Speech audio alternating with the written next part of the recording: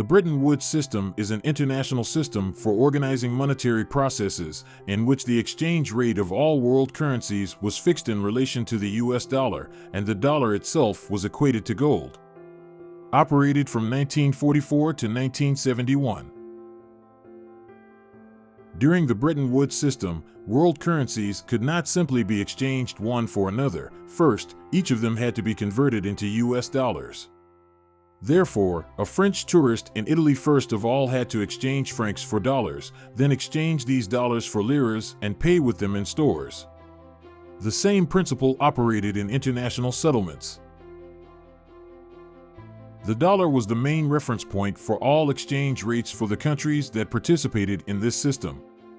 Its value remained fixed at $35 per 1 troy ounce of gold. If desired, one could demand to exchange dollars for a gold equivalent.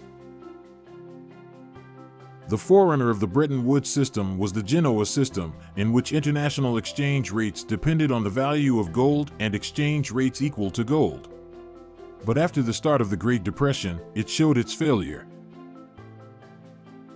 In 1944, the Allies in the fight against Nazi Germany gathered in the American city of Bretton Woods to establish the rules for organizing post-war world economic relations. Initially, the status of reserve currencies backed by a gold reserve was given to two: the dollar and the pound sterling, but the latter was used rarely and for a short time. Gradually, the dollar completely replaced both the pound sterling and gold from circulation, becoming the main reserve tool. The Soviet Union participated in the conference, but did not ratify the Bretton Woods system, so it made payments for international purchases using gold. Over time, the US faced a big problem. To ensure the global circulation of money, the states had to constantly print new banknotes. Because of this, the real value of the dollar fell and the value of the gold that backed the dollar became undervalued. But the United States could not stop and print new money, since the dollar remained the main currency for exchange. In 1965, French President Charles de Gaulle took advantage of the situation and demanded that $1.5 billion be exchanged for gold at a fixed rate. The US had to give the French 3,000 tons of gold. Germany and Japan later exploited this loophole.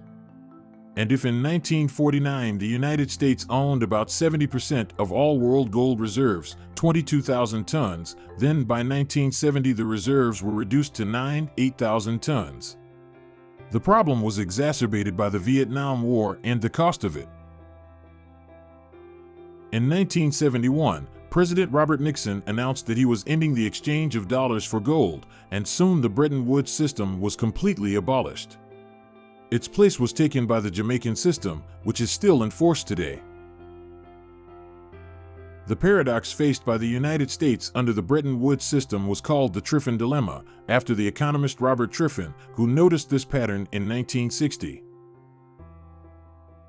It states that it is impossible to simultaneously fix the national currency to gold and make this currency the main vehicle for international trade without negative consequences for the economy.